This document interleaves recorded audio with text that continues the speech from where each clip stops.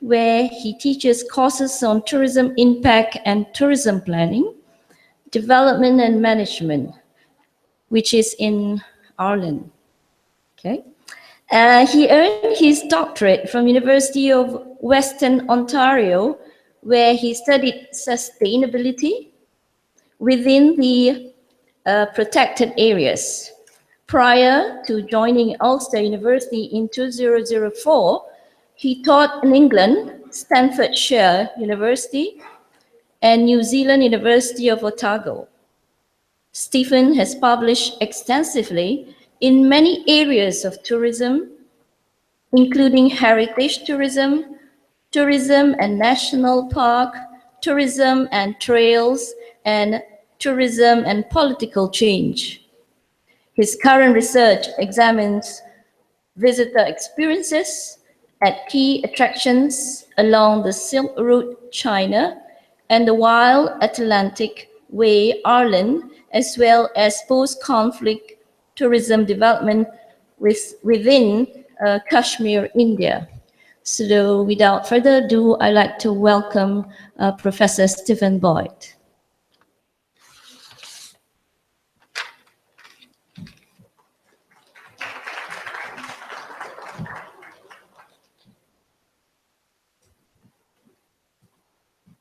Where's the remote control?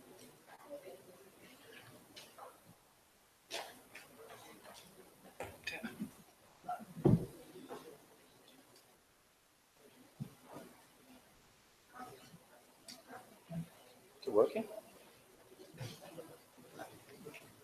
Yes?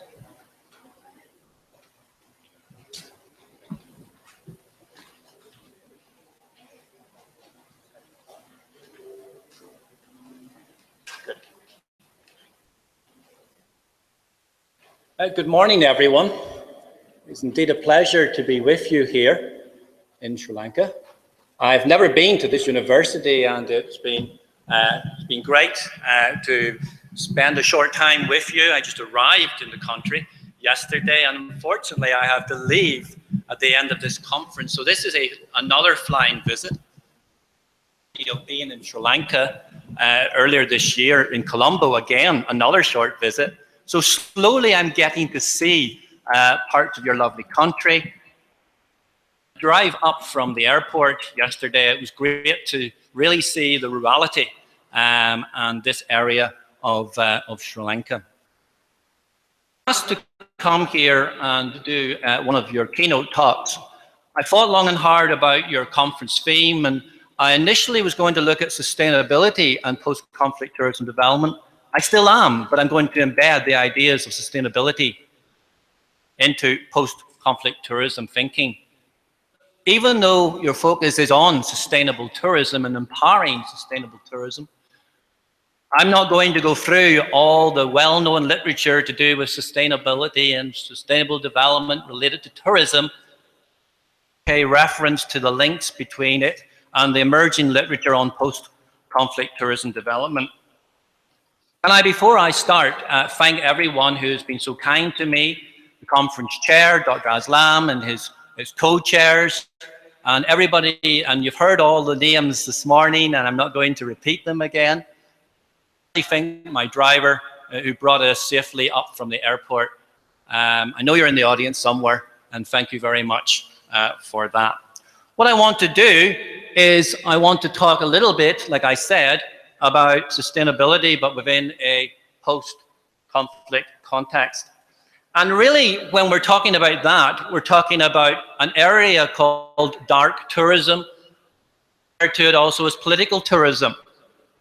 And what I want to do is I want to look at a particular case study where I'm going to look at an emerging idea called Phoenix tourism, of an argument that whenever a region moves out of conflict, they get into this unique early position of a sort of a post-conflict tourism thinking, where it's all about catharsis, it's all about healing, and how tourism can be very important in terms of that, empowering communities to heal.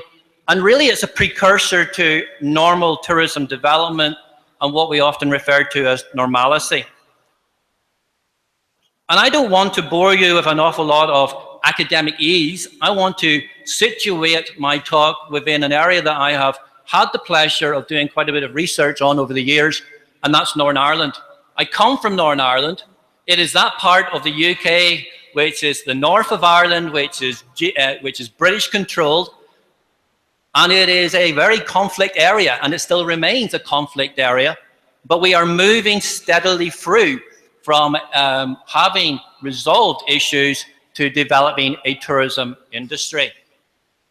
And I want to try and sort of give you some pointers as to how you, within Sri Lanka, as you've also moved through a conflict environment, might be able to take some of these ideas on board and say, this will work for yourselves, because Northern Ireland is, rightly or wrongly, set up as a best case exemplar for how you move from conflict through to normal tourism thinking. So that's what I want to do. I want to start with the whole idea of sustainability. But I want to sort of say very, very little about it because it's very well known. Now, I know the slides are quite small here, and I apologize, but it's all available, and I'm sure the organizers will make the slideshow electronically available to you afterwards. Through all the discussions about how we define sustainable tourism from weak to strong, we all know all that. We all know it's a contested concept. We all know about the idea of it being an oxymoron, how you can sustain and develop and so on.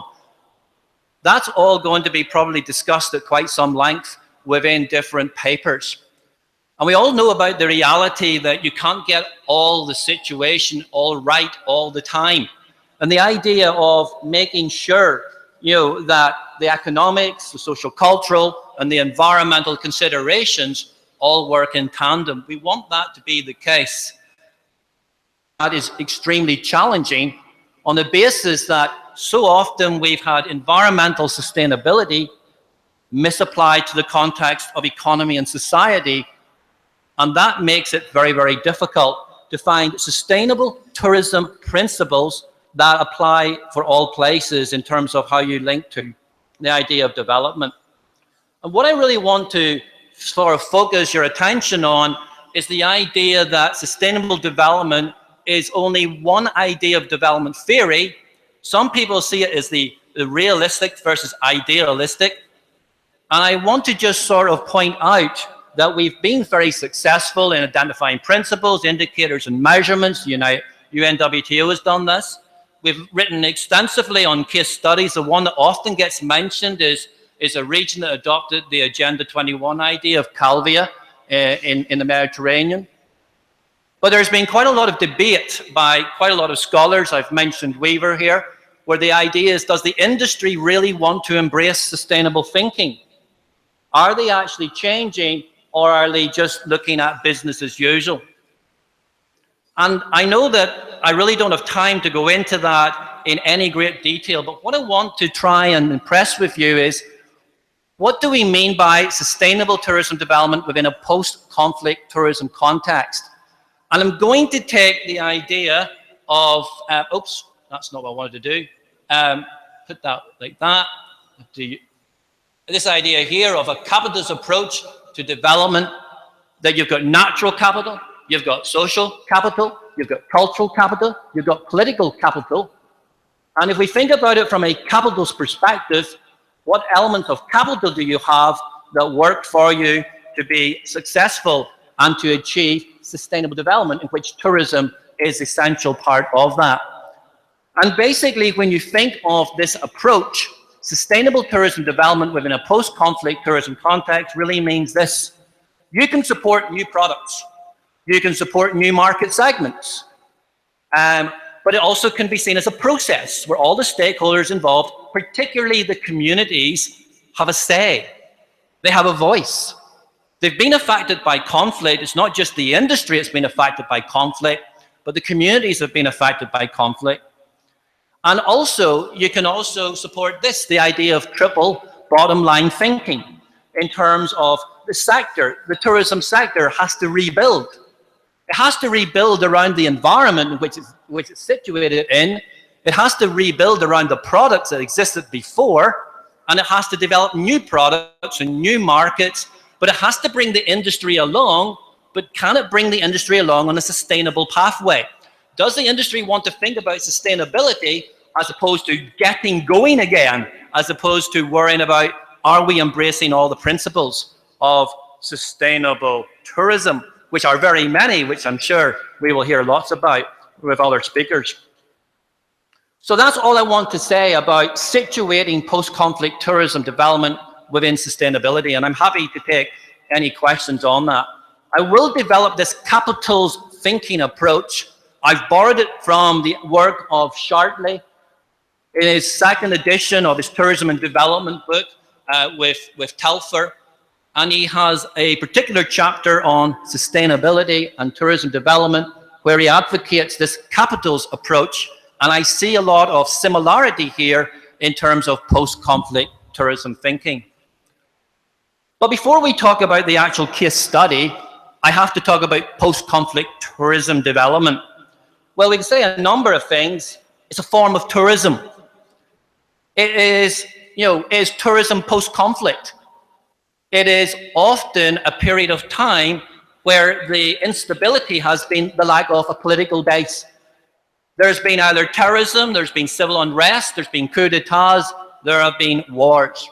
And post-conflict tourism development is all about often a narrow base around dark and political tourism, but also the economic dimensions of that sector and that opportunity. But it's also about showcasing some of that memorabilia of that conflict and presenting it to the tourists. And we'll see some of that in terms of disaster sites, interface regions, and remnants of that political past and the difficulty that the region has come through, and the selling of that past for tourism, rightly or wrongly. I often talk also about the idea of how that interpretation comes across. It comes across through a toured visitation. The industry provides a variety of narratives, stories, and the stories are either delivered by the private sector interest, or it's very much governed by a political sector body that has a particular narrative. And hopefully you'll see some of this coming through in my talk. But it's also about what is often referred to as a heritization of a dark past. The heritization of a dark past is a thing called dissonance. It's not your heritage, it's my heritage.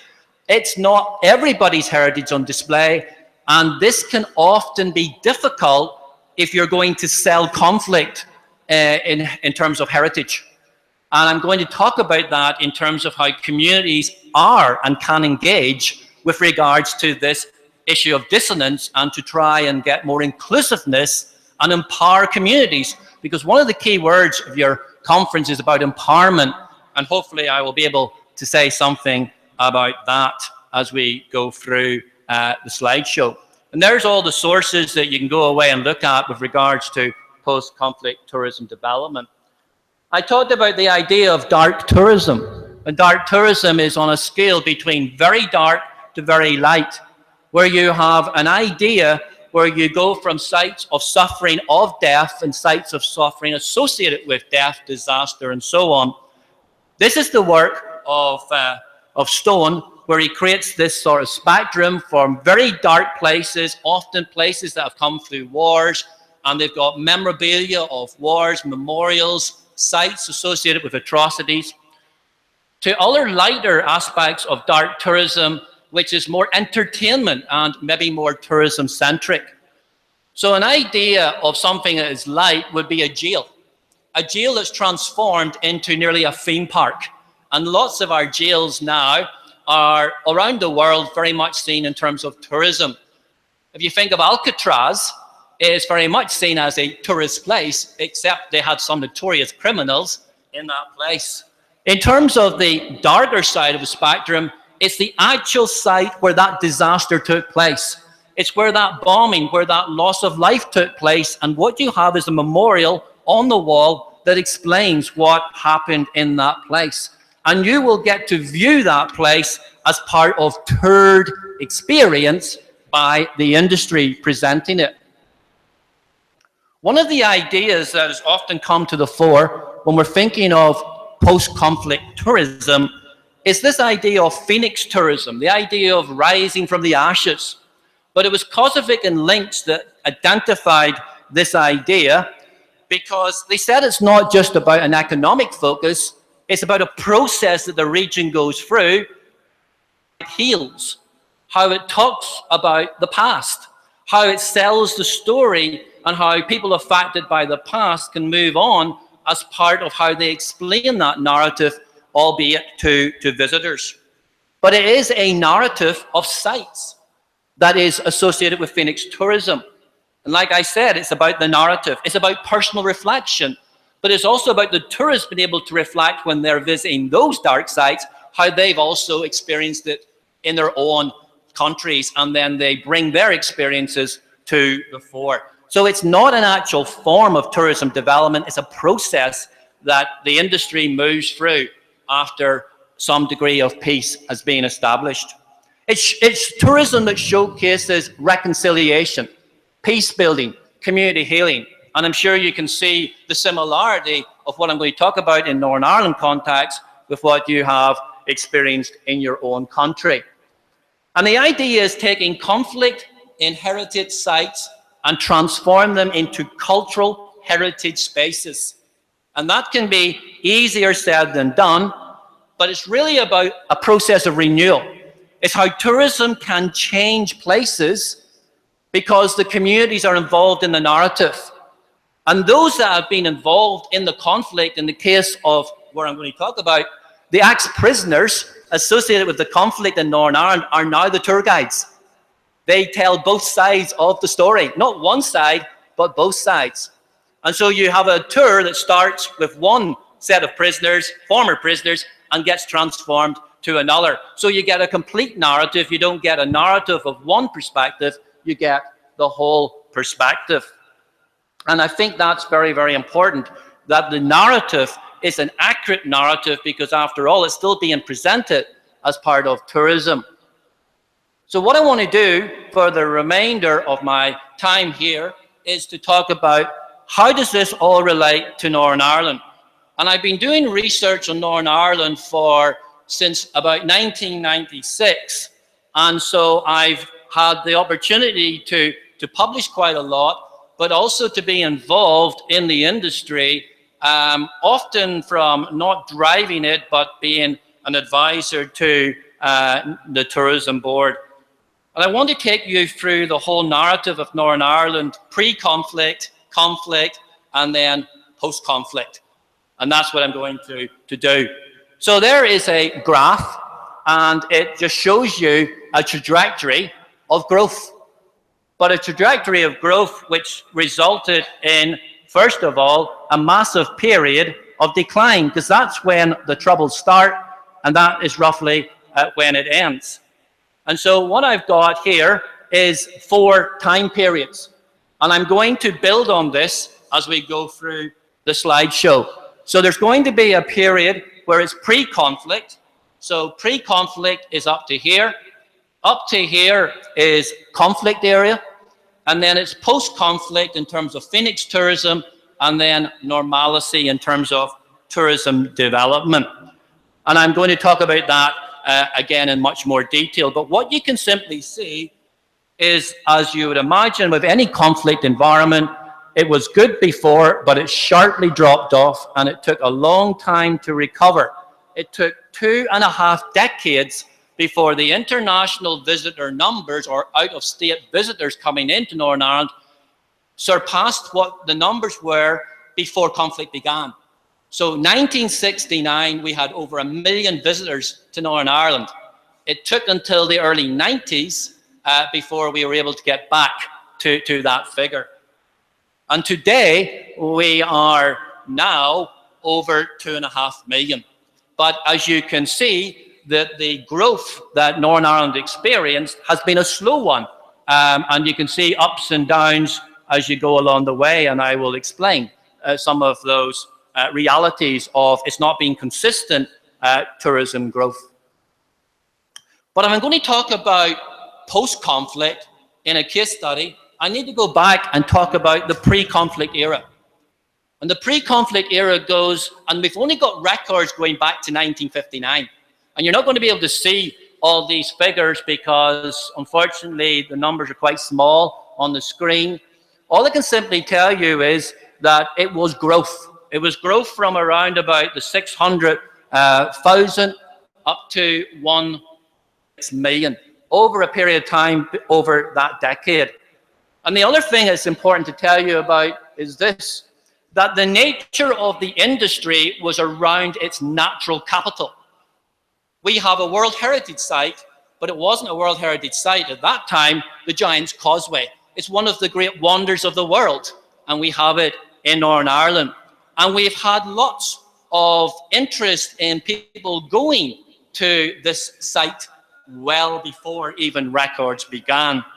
But what we also have had is quintessential resort development, Victorian seaside bucket and spade experience. And was you had a successful tourism industry. And there is we also had some open air cultural museums. The idea of an Irishness being presented to visitors in an open air museum. So you had a normal tourism environment up until 69.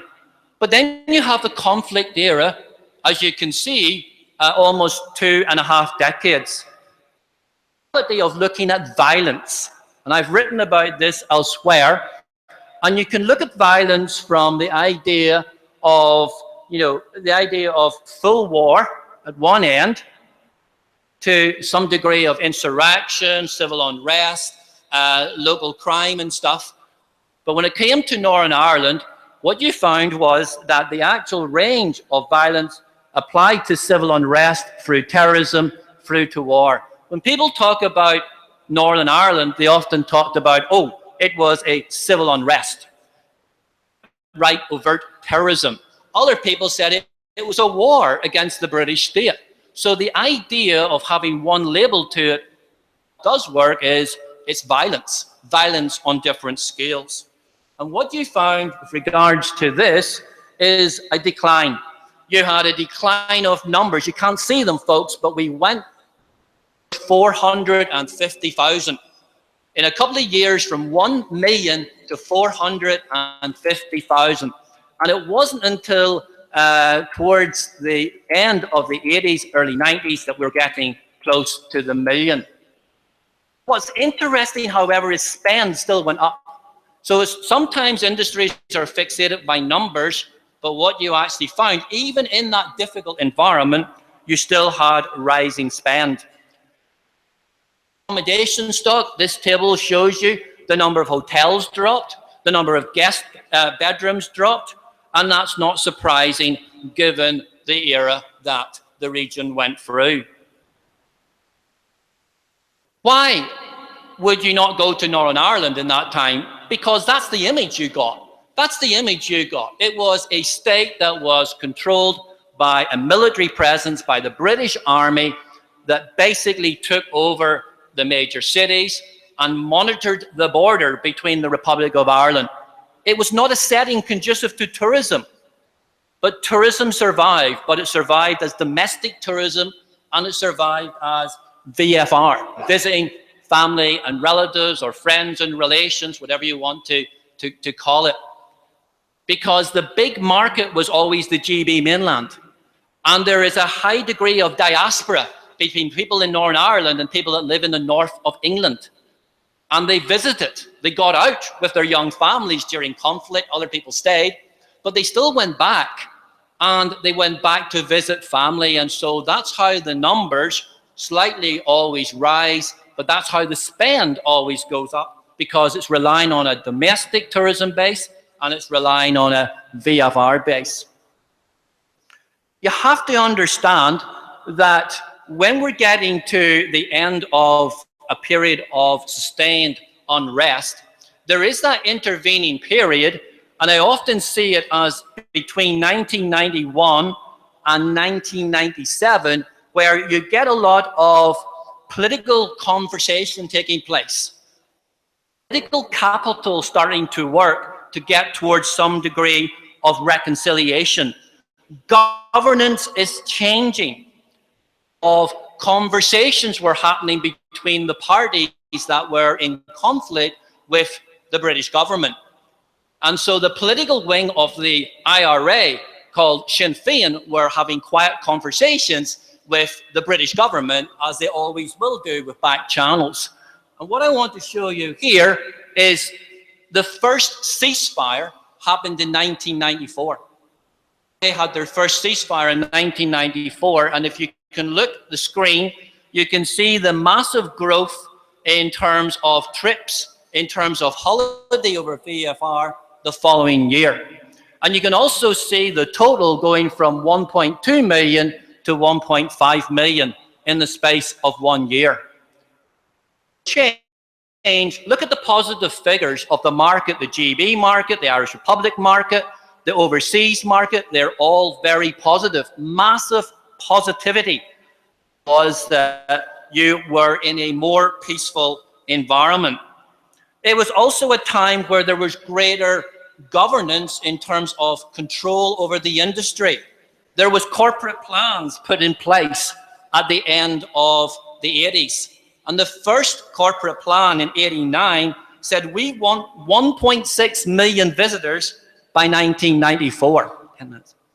And what you found was we didn't quite make it, but they certainly made a good stab at getting a much, much stronger flow. But look what happened whenever there was a break in the ceasefire. What you had was very, very substantial change. Look at the change over 1 year, where it goes into minus territory, demonstrating that you really only had the resilience of the British, the GB market. As you can see very closely here, it's just barely in the positives. Now, the industry was not prepared. The industry was not prepared to be able to develop for tourism. They didn't really see what they could capitalize on.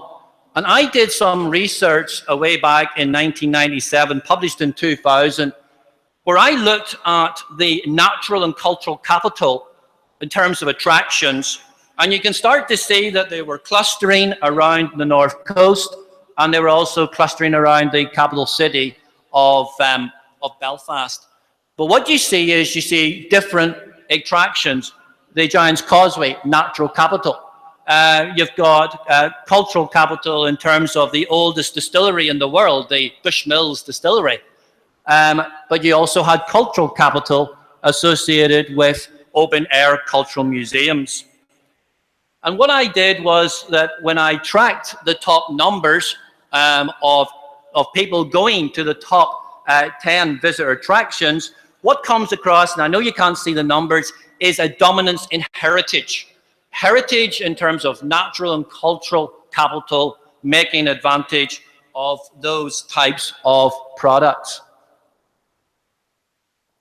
And I broke it down in terms of type of heritage attraction, in terms of those that were paying and free. And again, I don't have time to go into it, but you start to see clusters. So we had a tourism industry that was very much developed around heritage. We have it in the clusters, both around the north coast, as well as around parts of even the border region here with the Republic of Ireland. And we did it the same with regards to free attractions, and you see the capital city, and you see places like Armagh and Derry, Londonderry, as again, centres where you had free attractions.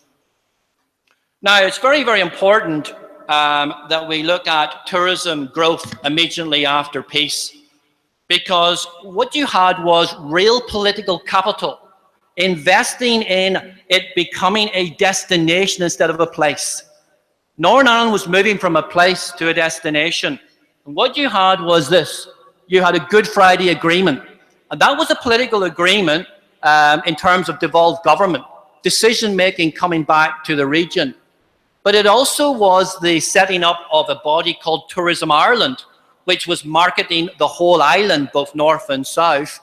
And so basically what you had was a national tourism body that set very, very very strong targets, believing that they were able to meet those targets because they were building around wider peaceful conditions. Now, I've got lots of statistics here. I apologize you can't see them, but basically, targets weren't quite met. They were getting close, but at least there was growth. But it was unrealistic because an industry getting very excited about after peace often thinks about things in an idealistic way. The end of the 2000s, 2005 to 2008, that there was an idea of we need to build some signature projects. We need to build things that will drive international visitors.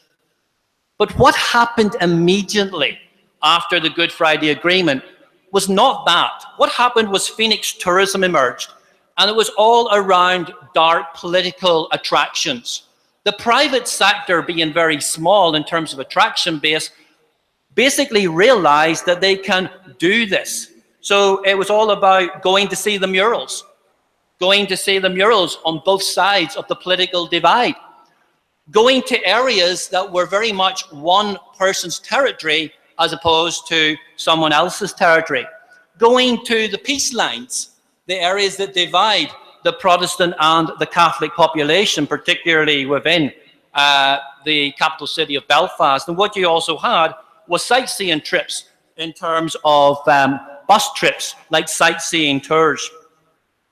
And that became the type of tourism that was really at the forefront of international interest. All international visitors wanted to go and do those tours. They wanted to go and see the murals. But that idea of the murals has changed its narrative over time. We're now getting murals which is not about the past, but about other more impressive things like sporting stars, the history. So there's a very famous ship that was built and sadly sunk in the middle of the Atlantic called Titanic. And so a lot of the murals are about the Titanic story. It's also about one of the best footballers that played for Manchester United and played for Northern Ireland. And the idea was that the murals are saying a story. They are trying to not have an issue of dissonance. The communities wanted to be able to have a message of openness. They didn't want the issue to be one of conflict. And what we have since 2012 is a post-conflict normalcy period. We have the big build. If you haven't been to Northern Ireland, come and see Titanic Belfast. It cost £100 million to build, and it is a fantastic visitor attraction that opened on the anniversary of the sad sinking of the RMS Titanic. We have the rebuilding of the visitor centre at the Giant's Causeway. Again, a very impressive new build, and we're looking at big numbers coming to the World Heritage Site. And of course, we have the Derry Walls that have over 400 years of history being turned into a tourism attraction. So you have significant investment, public investment by government through the tourism body to try and get headline attractions with regards to Northern Ireland. And what we had was 2012 being a tipping point year. It was a year where we were trying to showcase to the rest of the world that we had moved on. And in 2012, they had a campaign called Our Time, Our Place. It was a very slick campaign that put Northern Ireland on the international map for tourism. The following year, we had the very first UK City of Culture, which mirrored the European Capital of Cultural idea, but by the British government. And Derry, Londonderry, was the first example of that. And if you look at the numbers over the last number of years, you can start to see real growth. You can see the numbers in terms of revenue, and you can see the numbers well over 2.25 million, and now we're around about 2.5 million visitors. We're aiming to be a £1 billion industry by the end of this decade, and we will make it because we've had incredible growth in terms of revenue over the last 2 to 3 years. Basically, the signature builds, the Giant's Causeway and Titanic, you can see from this table, are sustaining that massive growth. But we've also had this, hosting of events. We opened the Giro d'Italia in 2014. We celebrated in 2016 the Year of Food and Drink. We showcased our unique local foods as a way of selling. We hosted the Irish Open, the golf tournament, by one of the best golfers, Rory McIlroy, in 2017. We are the home of Game of Thrones in terms of tourism. You're looking at almost 18 million Americans are watching each episode, bringing 150 million pounds of investment into Northern Ireland. But there's always been this going on in the background, this issue of conflict. There is the idea of tolerance, and we have to have the presence here of the police trying to protect one community against the other. The idea of dissonance has not gone away. There still is a lot more work to be done in terms of bringing communities together. But communities' tolerance to the other person's heritage is improving, but we still have this, situation that the international media demonstrates to us. And we have all this. We have new accommodation, and we have a new business convention centre that opened last year. I haven't time to run this, but no, I don't have time to run it. But it's basically from YouTube, and it's a video of what Northern Ireland looks like in 2017. It's a normal destination. It is a place that's peaceful, a place that's got lots of things to see and do, and where you're very much welcome, and hopefully some people can watch it another time. So when we look at the whole idea of the case study, then I think this is what you get. I showed this graph, and I think you can start to see that there is a clear period of pre-conflict, conflict, then post-conflict called Phoenix, and then post-conflict to do with normalcy. And you can see those lost years of investment in red, and you can see the negotiated peacetime in terms of this area up here. A very short period of time, which was so important to be able to move into a post-conflict era of thinking.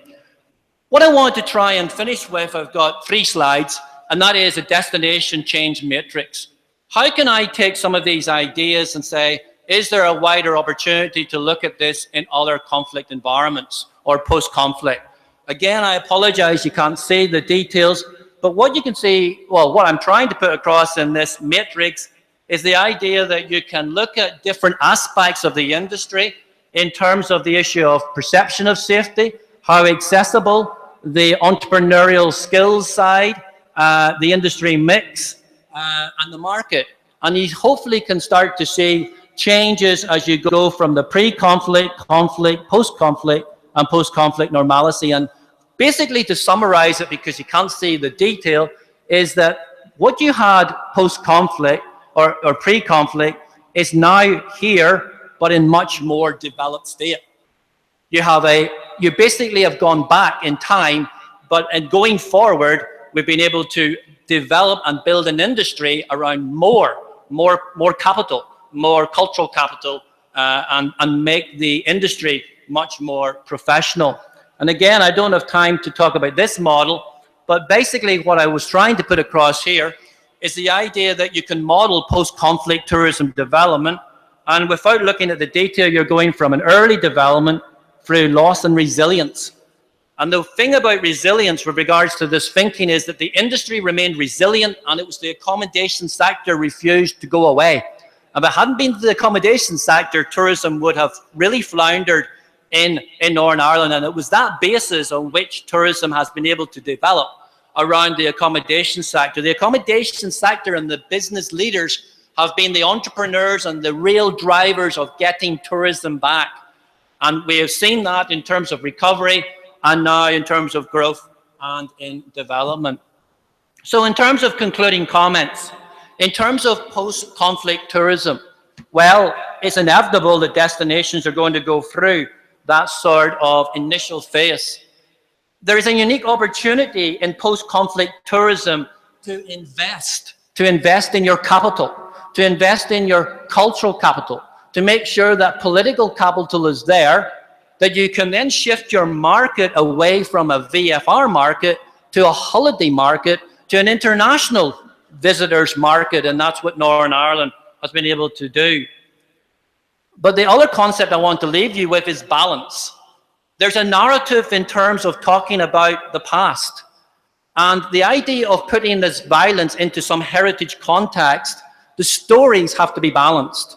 There has to be some balance of the narrative to allow the destinations to shift from a memorabilia of warfare to a normalized tourism environment.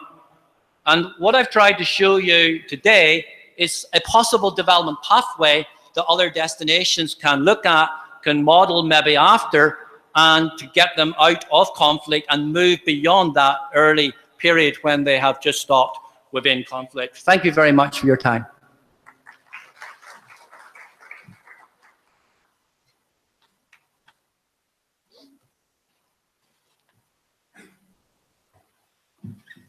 Okay, we have time for one or two questions. Anybody? Yes. Thank you very much, Stefan, for a very interesting presentation. I have actually 2 points to mention. First, you talked mostly about what happened post-conflict. So, of course, we know the situation becomes better and then within development. My question is about the opposite. Because we have this ongoing debate about the potential of tourism in the form of peace, to impact the situation. So maybe you can say a few words about it now. Yes. One of the, I didn't talk about political tourism because when we talk about Northern Ireland, we often put dark and political tourism. But what you have is a situation where you are actually got a case study of conflict resolution and peace building. And we have quite a lot of international people coming across and studying the case study, of Northern Ireland with regards to how do you get the communities together. And too often that is lost within the tourism presence. And what is really going on behind is an awful lot of local representatives from both sides of the Catholic and Protestant communities wanting to get on, wanting to get reconciliation, but they also are very curious about tourism and what it actually does for them. And too often the communities have been left out of the equation, and the industry is driving it from a very economics perspective. And also they're driving it away from this idea. They're driving away from the idea of looking at that unique cultural heritage. They don't want to mention that. The National Tourism Body rebranded itself as Tourism NI last year, and political tourism is off the agenda. No, we're about a normal destination. We're the home of great events. We are moving on.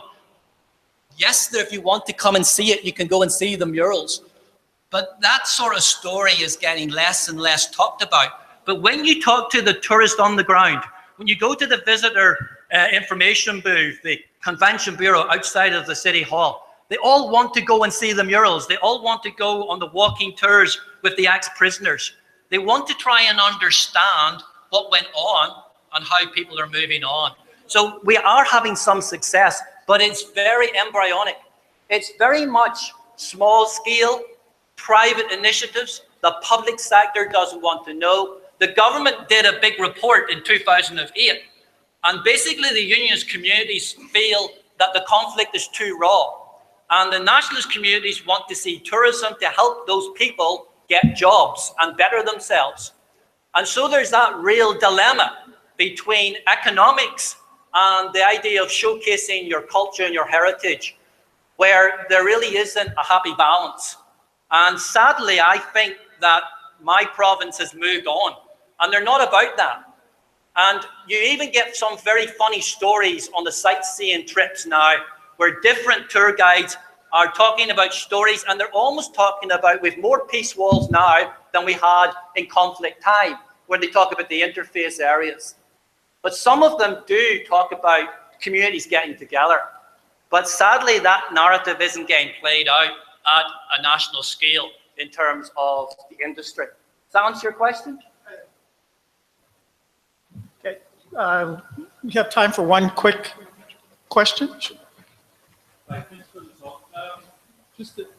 How do you see this story being destabilized by Brexit? And, very you have, good. You have, Yeah. you said the Republic of Ireland and Northern Ireland Yeah. have this Yeah. tourism development Yeah. marketing. And how is that?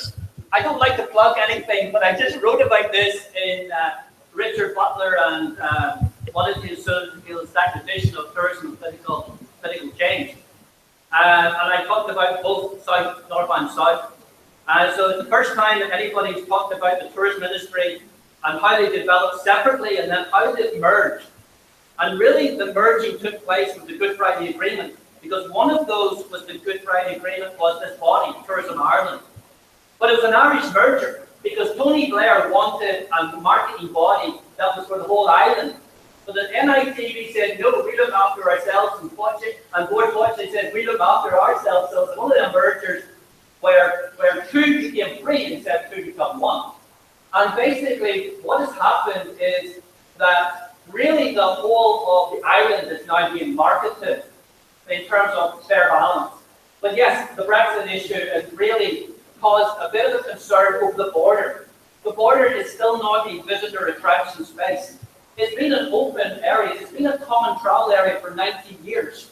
People talk about the border in terms of its difficult time of the violence, yes. But there always was a border from 1922 onwards.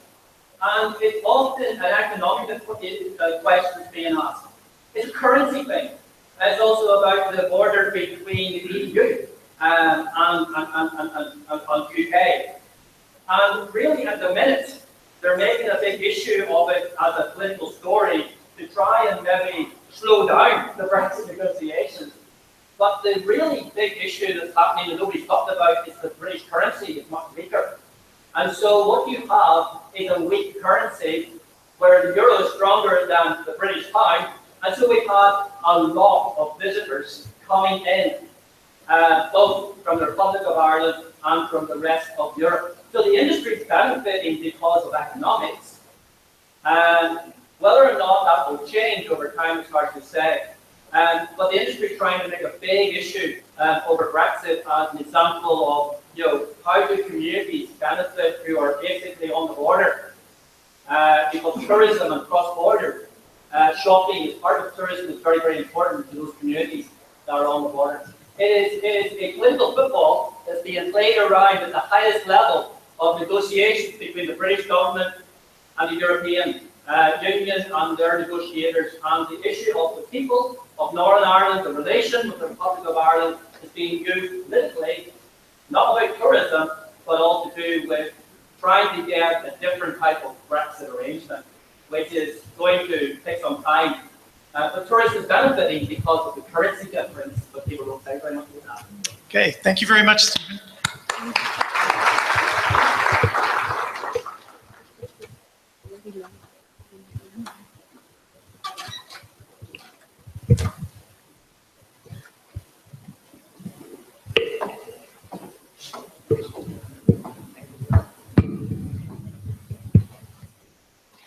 Thank you, sir, for your words of insight. This invitation goes to Dr. Atula Sinyanapala, Dean, Faculty of Management Studies, Sabaragamuwa University of Sri Lanka, to award a token of appreciation to the keynote speaker, Professor Stephen Boyd, Ulster University, Northern Ireland, for sharing his profound knowledge with us. I kindly invite Professor Stephen Boyd to accept the token of appreciation.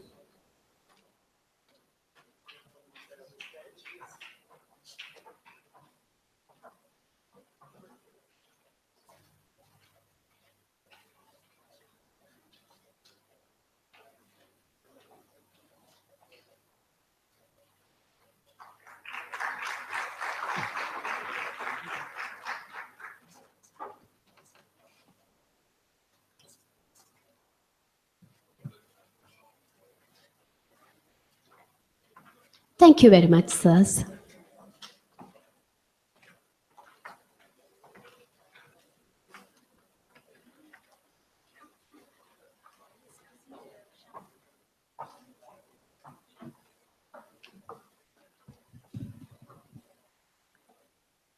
Ladies and gentlemen, And now to entertain you with an item of Sri Lankan low country dance, please welcome on stage the two dancing damsels with Sabaragamuwa.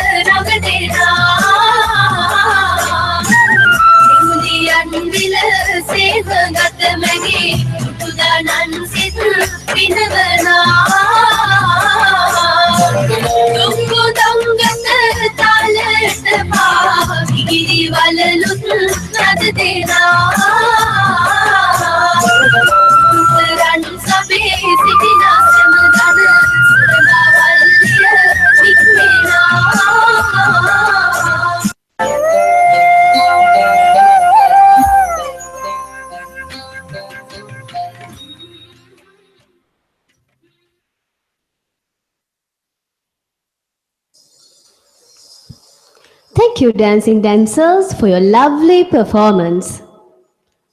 This kind request goes to Dr. Tilini Gamage to introduce our next keynote speaker, Associate Professor Dr. Haider Ziauddin, University Technology Mara, Malaysia. Good morning, Chief Guest, ladies and gentlemen. It is great honor and privilege for me to introduce Associate Professor Haider Ziauddin for the keynote speech of the second Interdisciplinary Conference of Management Researchers. Professor Haider Ziauddin is an Associate Professor in the Faculty of Law at University of Technology Mara, Malaysia. He is also the legal advisor to University Technology Mara. Professor Ziauddin obtained his LLB honors degree from the International Islamic University, Malaysia. He obtained his master's degree from the University of Aberdeen, Scotland, and his PhD from Newcastle University, United Kingdom. His teaching and research interests include international human rights, media law, and socio-legal studies. He has published numerous research articles in the refereed journals and conference proceedings. We are indeed privileged to have him with us today. Sir, this invitation is extended to you to proceed with the keynote speech.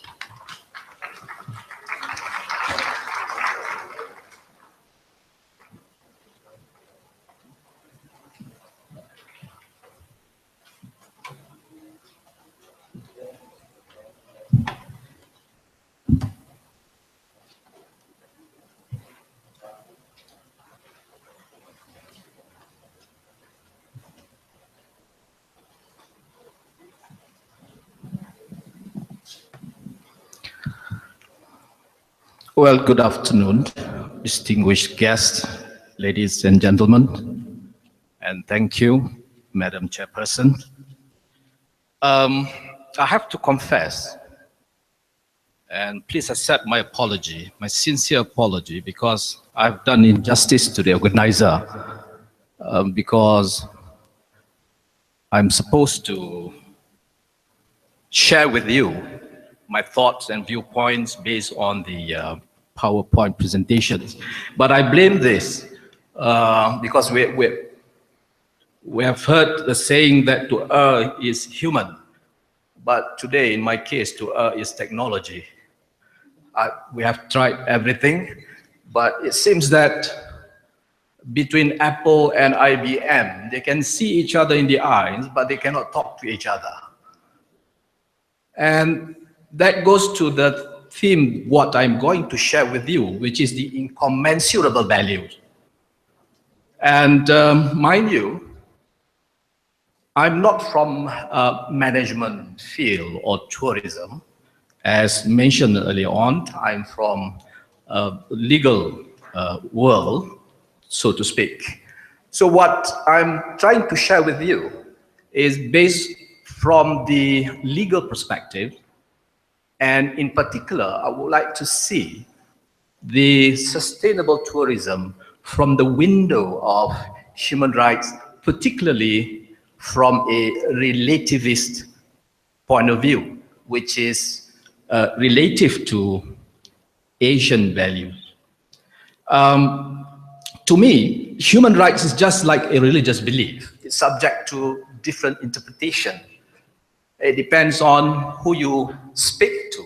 For instance, if you talk to a feminist, probably the meaning and the application of human rights could be different from a pragmatist. So whatever it is, I'm trying to relate my point of view from the comparative content analysis point of view. Like Professor Bott talked just now, based on the post-conflict tourism. But what I'm trying to relate my point of view is that the tourism evolved from a privileged leisure of a few classes of people into a habitual activity which is relished by many. So tourism as we know it today, becoming a lucrative commercial product transaction like commodity. So the rapid development in tourism industry, I would say, could be associated with the economic prosperity when consumers possess the purchasing power which escalates the value of tourism packages and products. We can see that the mushrooming of hotel industries, ranging from low-end to exclusive packages, is one of the many examples of spillover effect of today's tourism activities. Just to quote you an example, from where I'm from, the northern part of Malaysia, there is a state by the name of Perlis. The whole population is not more than 200,000, and their main income from agriculture.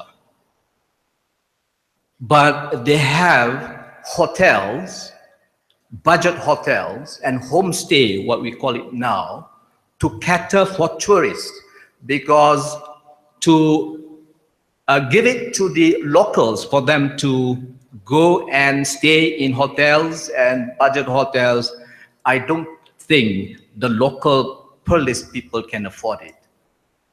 But why the mushrooming of hotel industries? Because tourism developed, and it spurred the interest of locals and international tourists. And to add to that, now we can see the flocking of international tourists, particularly from Korea and China. The steady growth and diversification of tourism become one of the largest and fastest growing economic sectors in the world, like Professor Boyd mentioned to us just now on the experience of Northern Ireland. And it has become a dynamic and significant industry that has an impact on the development of a country and has turned into a key driver for social and economic growth. Just to pick one statistic, in 2014, saw 44% of Macau, a state of Macau, GDP worth 26.6 billion generated from tourism and traveling industries. And in your case, for Sri Lanka, has a tremendous economic progress, where development of tourism has increased following the end of civil unrest in 2009.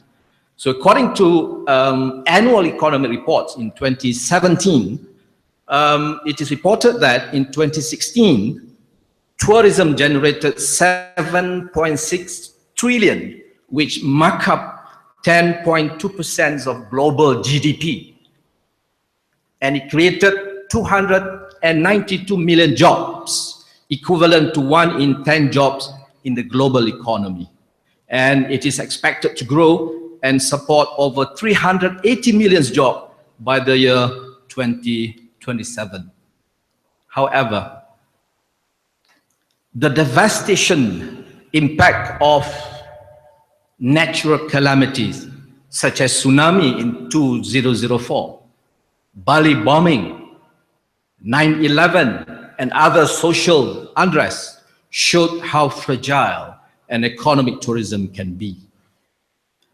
What's great about tourism industry is that it's also giving a boost to local industry.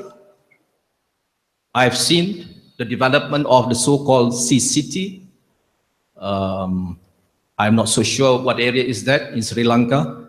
It's still developing, which is obviously going to boost the local economy.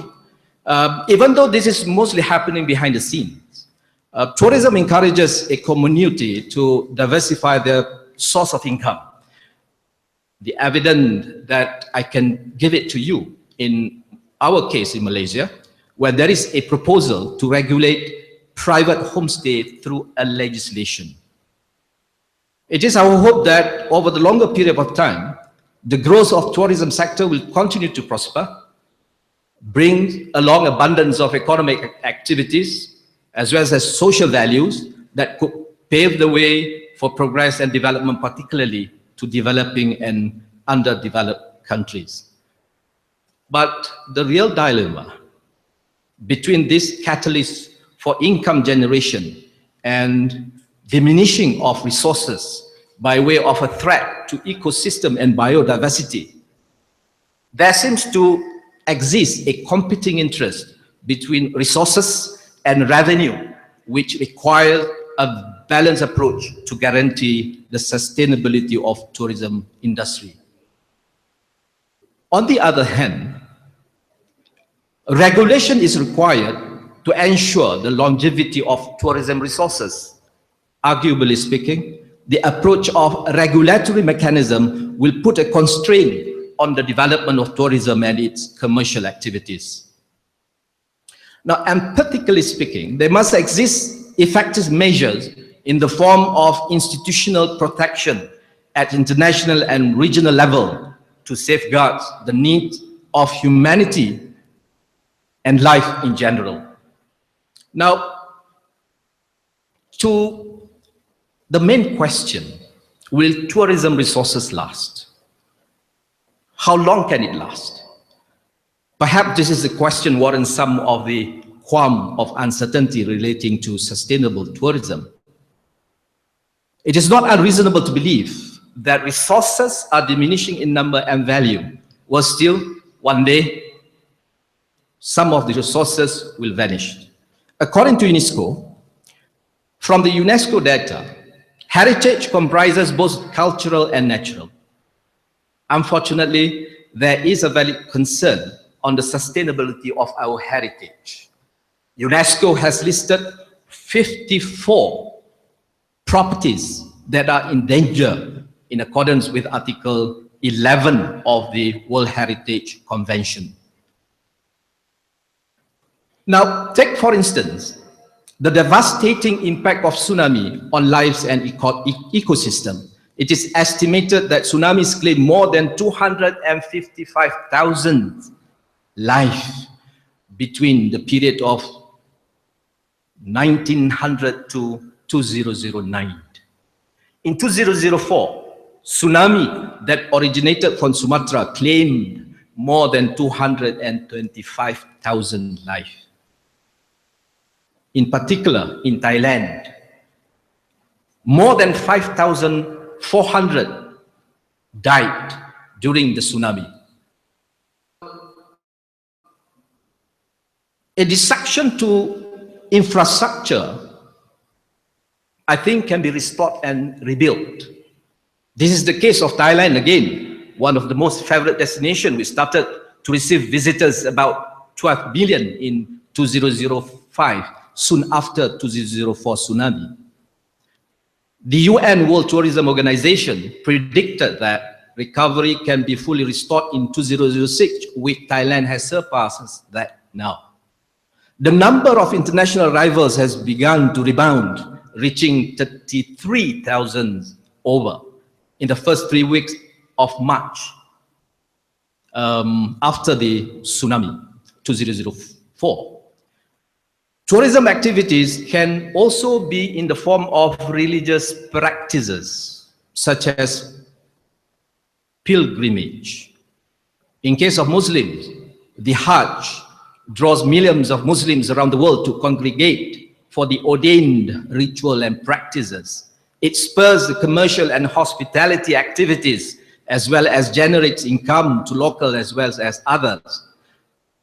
Even though calamity sometimes happen, but the number keeps increasing and it fails to ward off visitors from flocking the shrines. Similar scenes can be cited in India, when Hindus perform their pilgrimage in the sacred and holy river. Tourism can also help to preserve history that may be at risk of being disregarded and saved in time. Our interest in history is not to dwell on sentimental of the past, but more importantly, to shed some light in our effort to create the future, so as not to repeat the same mistake. To another question, between tourism and human rights, is it a geographical divide? Tourism involves human activities and interaction. There is an issue of competing interests which warrant controlling mechanism. The conduct of people is one of the objectives of the introduction of rules and regulation, which is for control and prevention so that public order and rights, human rights, are not confined to moral entitlement accrued or one possesses. The need to protect and safeguard people from tyranny, actions necessitated the preservation of fundamental rights as amended way back in Magna Carta. The right-based legal philosophy was pervasive during Second World War II, 1945. Since then, the universality of human rights has been recognized by the United Nations as inherent and inalienable fundamental rights of human beings. Human rights in the context of Universal Declarations of Human Rights 19 political impulse rather than moral impulse. In this regard, I quote Lord Hearn, QC, observes that the need to guard against the rise of new dictatorship to reduce the risk of relapse into another disastrous European war and to provide a beacon of hope. UNCHR recognizes that the inherent dignity and of the equal and inalienable rights of all members of the human family is the foundation of freedom, justice, peace, and the world. Human rights theory is developing new dimensions. Along with political and civil rights, such a protection of life, liberty, torture, right to legal representation, right to due process, freedom of speech, assembly, association. There is current emphasis on socio-economic rights, such as the rights of the poor, necessities of life. This is recognition that there is a recognition that food is as important as freedom, as important as the ballot box. There is increasing talk of the right to development and environmental sustainability. Like John Rawls has introduced the idea of the rights of future generations and a just savings principles to conserve a proportion of our capital accumulation for the benefit of generations to come. The narrow idea that liberty is merely what the law permits, thus should be rejected. Liberty encompasses inherent rights. Human rights principles have become a global mantra. Violation of basic rights in any line, in any land, deserves worldwide condemnation because, in the words of Martin Luther King, everywhere is a threat to justice everywhere. All nations of the world are under massive political and economic pressure to conform to the international law on human rights. There are now international remedies like the International Criminal Court. Though imperfect, it is available to victims of genocide, crimes against humanity, and war crimes. Now, I would like to bring your attention to the incommensurable values. Social life create heterogeneous values and interests that can be compounded into a symmetric, harmonious package. The philosophical justification for social pluralism is the diversity of legitimate human goods. The perception that people have towards values is flexible by instrumental impulse. Thus, the nature of values that give primacy to interest in society is susceptible to change. It is not unusual that our value judgment differs, since it is also influenced by extraneous considerations such as social, political, and economic conditions surrounding the society. Now, the tragic loss of lives caused by terrorism alters the landscape of domestic and international affairs. This is proven by the tragedy of 9/11 and way back the Holocaust. It is considered as a crime against humanity. Such a situation demands us to make a stand based on our value judgment, and this is a matter of brute choice that needs one's determination. Priority comprises other aspects of life, such as personal liberty, freedom of expression, and freedom of movement. Nonetheless, it may be justifiable to be proactive in this sort of condition to prevent terrorism by restricting freedom of expression or privacy. As such, it is difficult to maintain that a democratic legal system can rationally provide coherent scheme of values. Therefore, permanent adherence to any particular value or interest does not reflect the pragmatic characteristic of democratic framework in this sense. The existence of diversity in terms of race, culture, religion, and language continues to influence the application of relative democratic values at the national level.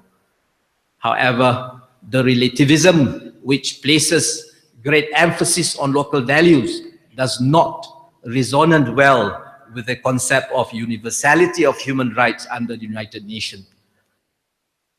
Of diversity in terms of socio-politics and economic that is peculiar to one country creates diversions in the practice of human rights. Seemingly, this may challenge the coherency of the idea of universalism. Now, it is indefensible to denounce local particularities in applying universal principles at the national level. Plurality of values and diversity of convictions creates a diversion of perception on rights and wrong. As such, the application of margin of appreciation, which is the touchstone under the European Courts of Human Rights, point out that the universality of human rights needs adjustment to suit local conditions. Individual rights, as perceived under the international legal documents, such as UNCHR, are regarded as an effort to impose, quote unquote, the Western idealism. The Western liberal approach, which grounds accounts of rights and individualism, is in contrast with Asian values that stress on communitarianism. The needs of one community are different from the other. For instance, in Malaysia, the interest of privacy is not considered as an established interest compared to speech and expression, whereas some countries such as United Kingdom, Australia, or New Zealand, privacy is considered as primary expression that worth legal protection. But now, in Malaysia, there is a current development whereby the court, through their judicial activism, is acknowledging and recognizing that the value of privacy worth legal protection. On the other hand, the sentiment of skeptical view of Western human rights is being manipulated as an attempt to gain popular support at the national level, particularly in maintaining political support. Thus, it could be arguably said that the capitalization of sentiment of West-East dichotomy is to repel foreign intervention for manipulative. The human rights, such as freedom of expression, are not only confined within local boundaries. The exercise of the rights is by no means associated with any geographical area as the privilege of the developed countries. Alienable to human beings regardless of nationality. Now, to my last point, the approach of universalism and relativism. There is a fallacy in the view that there is, for instance, a difference between rights as practiced in the West and by those in Asia. It's not the distinction of the nature of rights, but the extent of the exercise of the right. Therefore, it is acceptable to say that there exist uncommon perceptions in accepting the practice of human rights in the West and in the East. This is due to the application of the rights in the domestic context. Nevertheless, The unitary sense of justice, informed by human rights impulse, transcends geographical delineation. The plurality in terms of cultures and values requires adaptation and adjustment of the rights in accordance with the local conditions.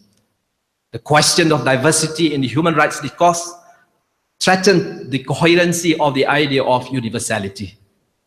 Values that exist at transnational level create complexities in the universal language of human rights. At this juncture, is vital in determining the scope of human rights.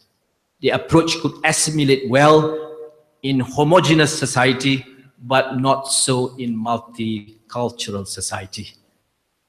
Privileging local particularities, conditions, and molds could be a facade for allowing authoritarian policies. Used by the government to resist the universality of the human rights on the sentiment that the past colonial countries promote it as a new form of imperialism.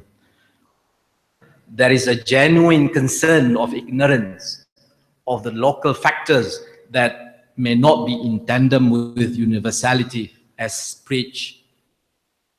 Just to quote you an example, in our case in Malaysia, we have a dual legal system, which is a system based on civil law system, which is basically influenced by the British common law system, and the other one is the Islamic law, which is Sharia law system.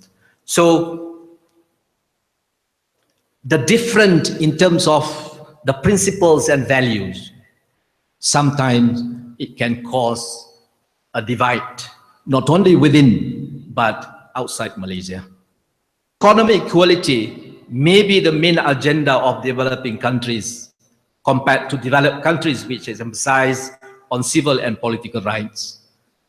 The striving for social economic betterment may allow, to a certain extent, restrictions on individual rights. This creates polarity, which developing countries are seen as practicing less freedom from the eyes of.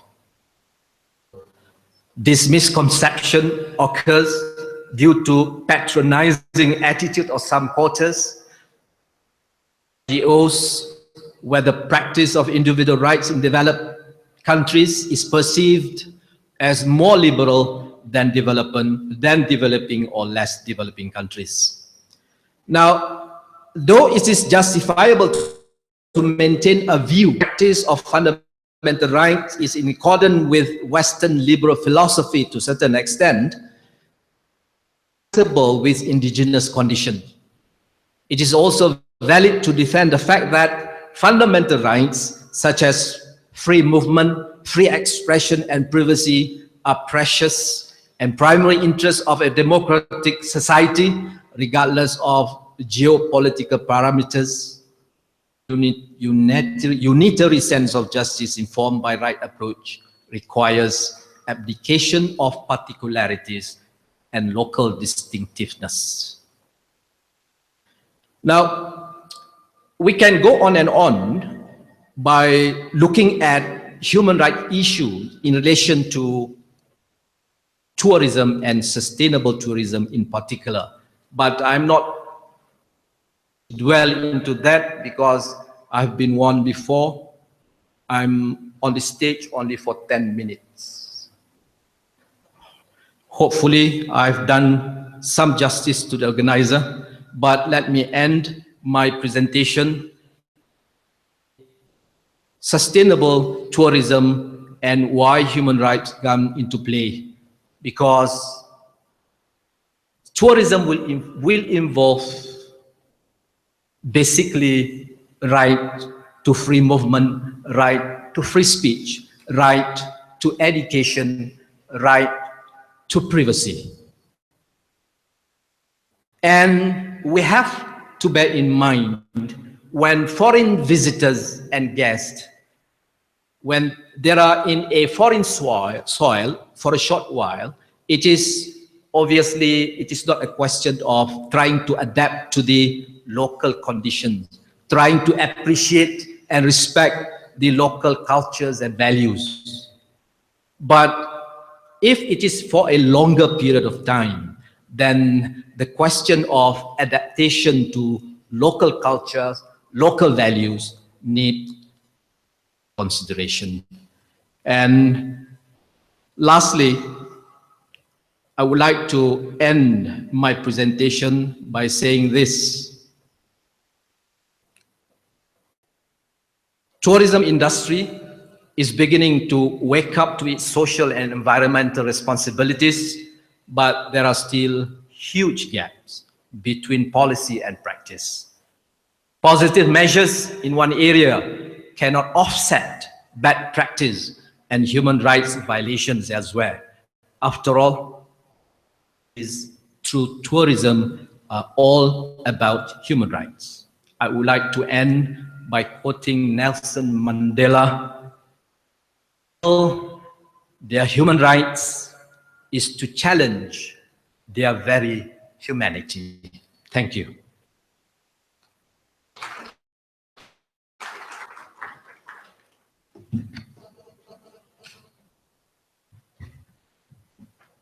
Okay, we have time for a couple questions.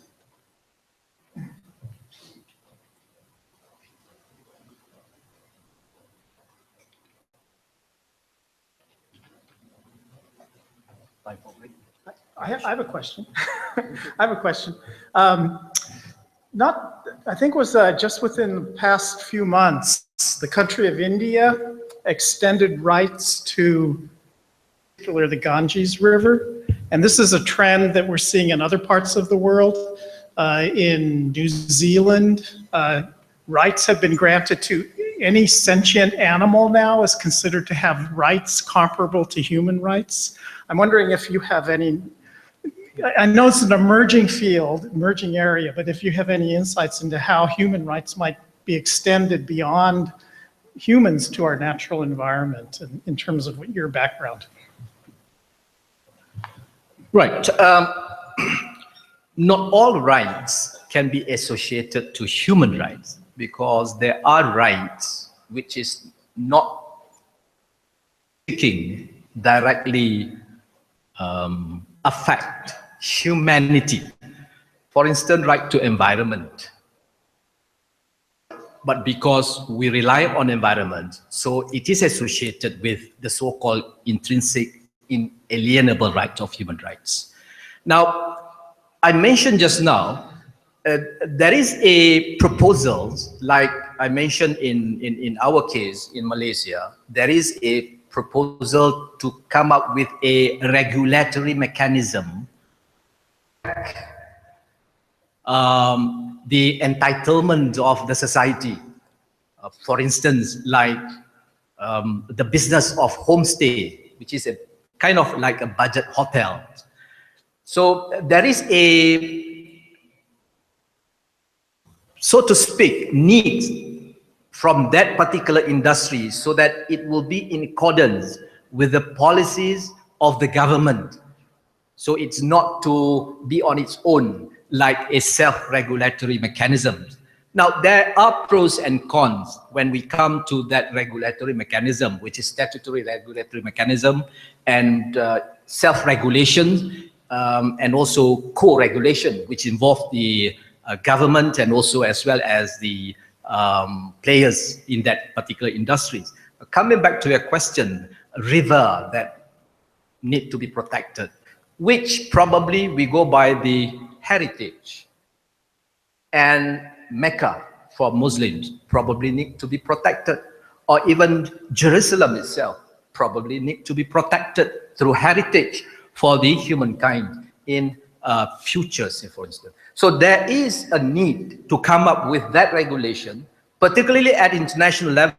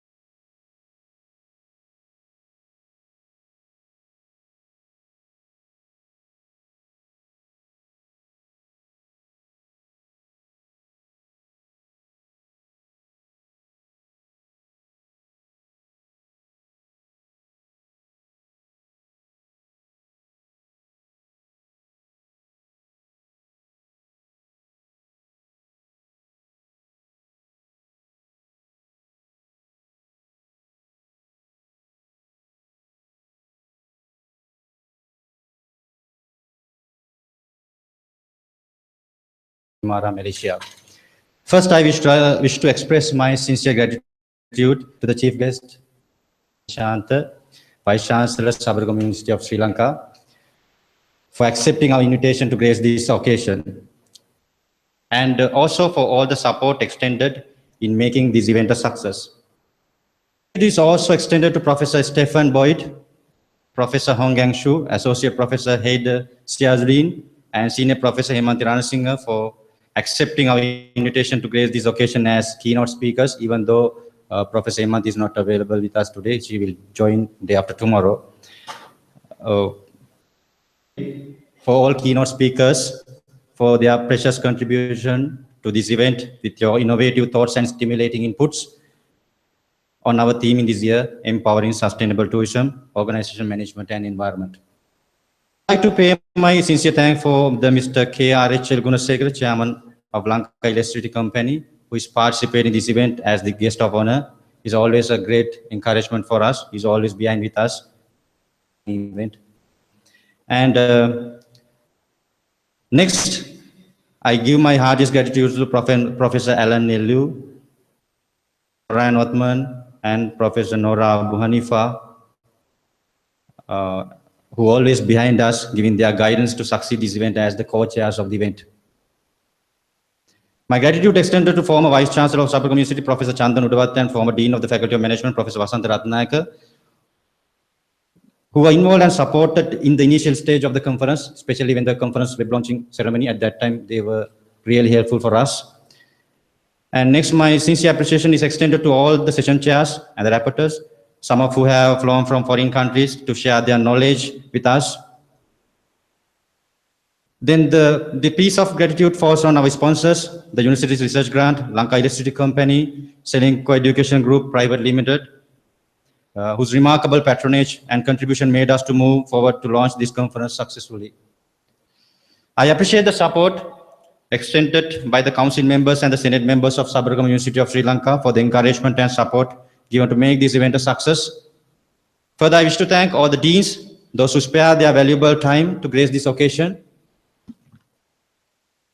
Then my special thanks goes to Ms. Nesuri, the librarian, Mr. Hibatul Karim, registrar, Mr. K.R.S. Jayakodi, Bursa, Sabaragamuwa University of Sri Lanka, and Ms. Roshini Nelluwapathiran, Assistant Registrar of Faculty of Management Studies, for extending the fullest cooperation with all administrative and financial matters related to this conference. All administrative officers of the university are highly acknowledged in this regard. I also very highly acknowledge the services provided by the staff of the Computer Center, Faculty of Management Studies, Audiovisual Unit of the university, and the Arts Center of the university. Further, my special thanks goes to all the local and international authors who contributed this conference with their research findings. We know that without them, we won't be able to have this kind of conference. Their contribution with their present as authors, co-authors, as presenters, I really appreciate for them. And also the international participants who came from different countries representing Turkey, Israel, Portugal, China, Malaysia, India, Italy, Russia, and USA. Thank you very much for coming here. It's a long distance. We know that it's a tired journey, but thank you for being with us for this occasion. And finally, I must remember the support given by all the media colleagues, always behind with us with the conference, at the beginning of the conference, up to now. And thank you very much for your support to promote this event. Having said that, I wish to recall the memorable contribution made by the team behind the organization of this event. Not be a success, definitely. Organizing this kind of massive event is not very easy, right? We have a limited number of staff. With them, we did this one. We really appreciate the work of them. I express my sincere appreciation to the Dean, Faculty of Management Studies, Dr. Atula Nyanapal, for the excellent leadership and the tremendous support provided for the organization of this event, organization of the whole event. The piece of gratitude falls on Dr. M.S.M. Aslam, conference chair, and the co-chairs and the committee members of the ICMR for their valuable efforts on behalf of the faculty. I extend finally my special gratitude to all the heads of the departments of the faculty, all the academic and non-academic staff members, students for their priceless support in smooth organization and operations of this event. At last, I request you to participate for the sessions and expand your knowledge and thoughts with our research presenters in the afternoon. Thank you very much and have a nice day.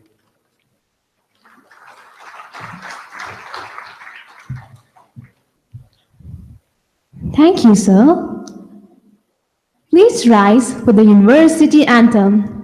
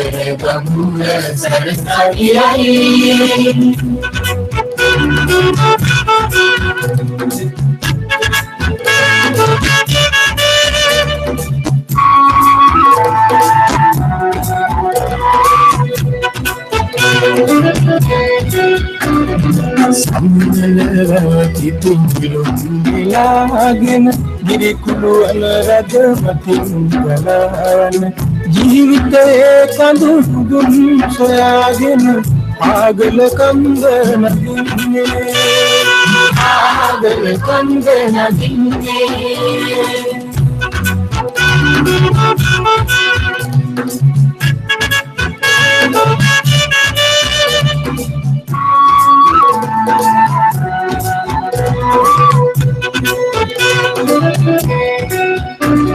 Sirita kahanin heliyalabagen manaram vidunen apuru daragen kalugan patule ruwan soyagen udugan baladenge udugan baladenge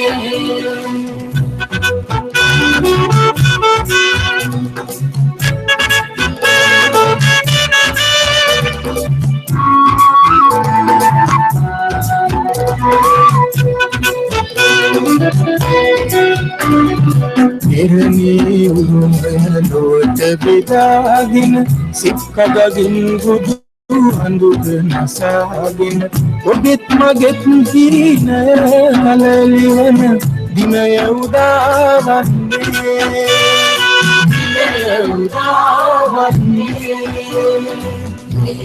obi sabiyai mage sabiyai Sabaragamuwa sarsabiyai Sabaragamuwa sarsabiyai